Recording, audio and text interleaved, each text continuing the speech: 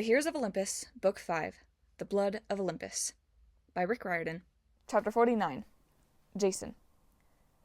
Jason had heard of someone's life flashing before his eyes, but he didn't think it would be like this. Standing with his friends in a defensive ring, surrounded by giants, then looking up at an impossible vision in the sky, Jason could very clearly picture himself 50 years in the future. He was sitting on a rocking chair on the front porch of a house on the California coast. Piper was serving lemonade. Her hair was gray.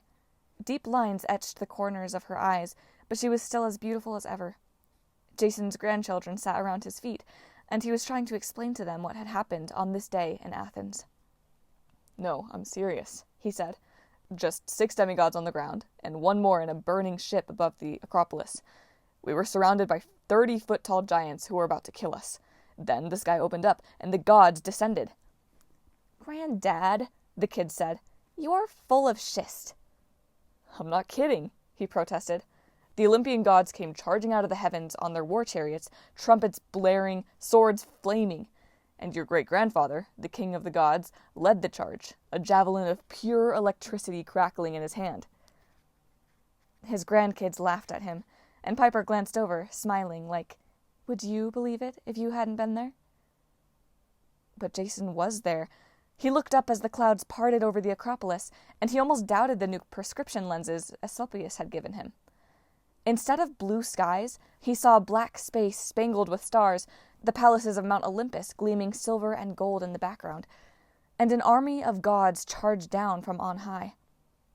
It was too much to process, and it was probably better for his health that he didn't see it all.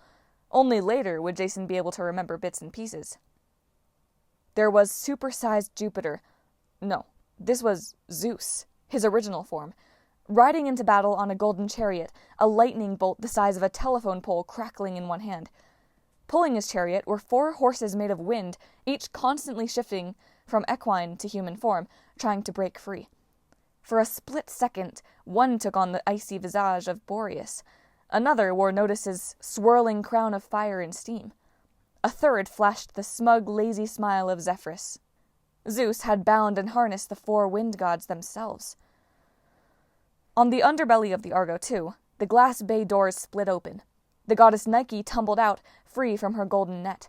She spread her glittering wings and soared to Zeus's side, taking her rightful place as his charioteer. "My mind is restored!" she roared. "Victory to the gods!" At Zeus's left flank rode Hera, her chariot pulled by enormous peacocks, their rainbow-colored plumage so bright it gave Jason the spins. Ares bellowed with glee as he thundered down on the back of a fire-breathing horse. His spear glistened red. In the last second, before the gods reached the Parthenon, they seemed to displace themselves, like they'd jumped through hyperspace. The chariots disappeared. Suddenly, Jason and his friends were surrounded by the Olympians, now human-sized, tiny next to the giants, but glowing with power. Jason shouted and charged Porphyrion. His friends joined in the carnage.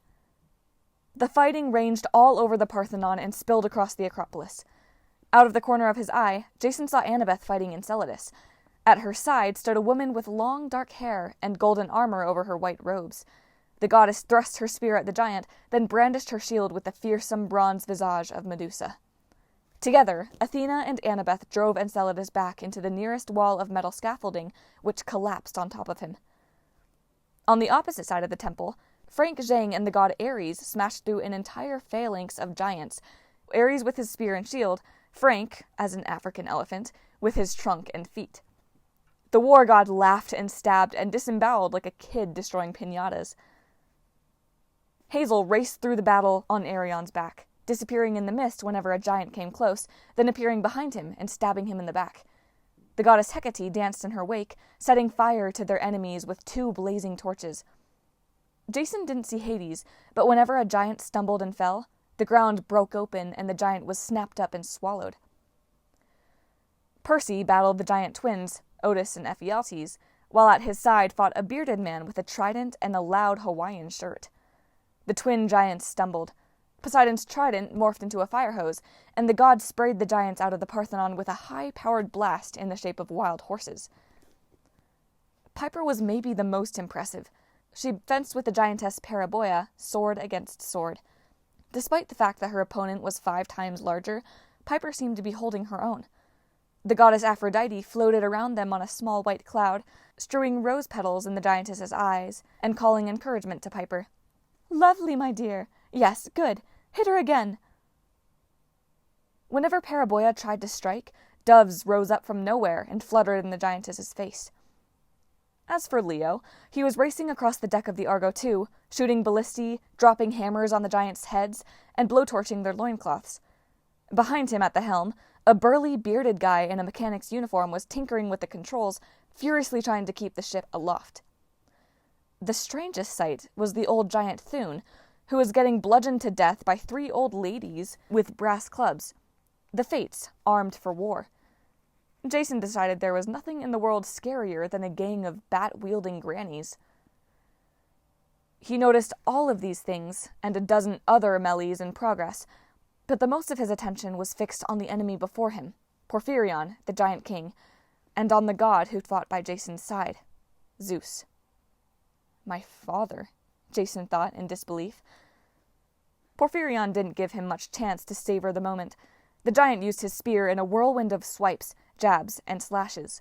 It was all Jason could do to stay alive. Still, Zeus's presence felt reassuringly familiar. Even though Jason had never met his father, he was reminded of all his happiest moments. His birthday picnic with Piper in Rome, the day Lupa showed him Camp Jupiter for the first time, his games of hide-and-seek with Thalia in their apartment when he was tiny, an afternoon on the beach when his mother had picked him up, kissed him, and showed him an oncoming storm.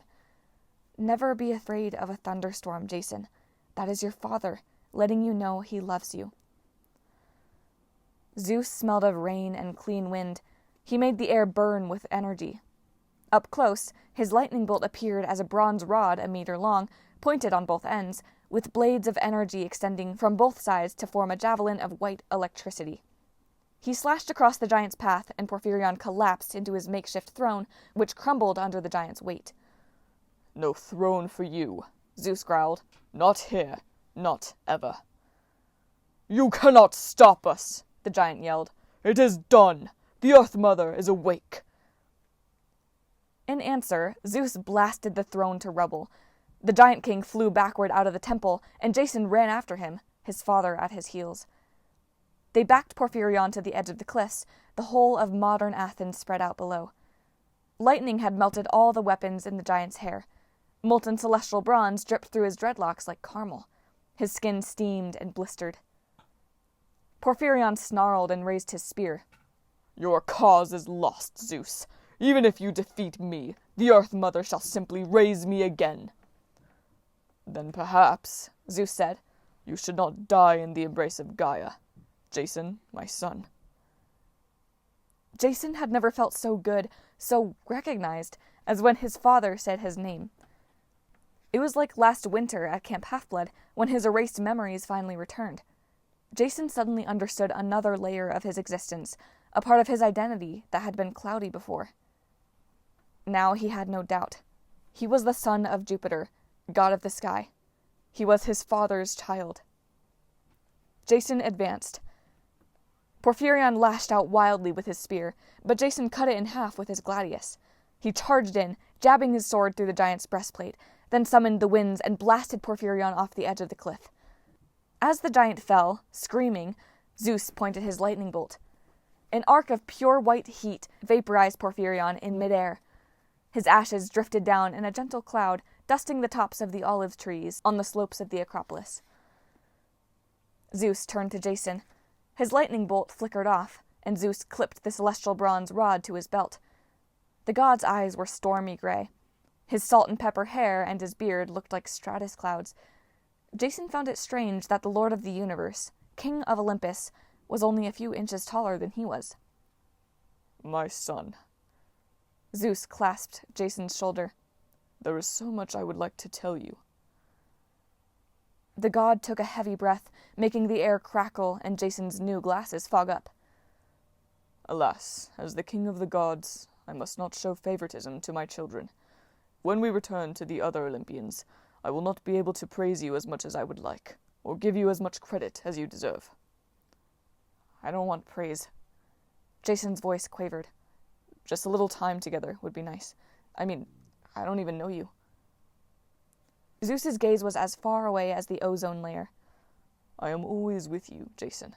I have noticed your progress with pride, but it will never be possible for us to be."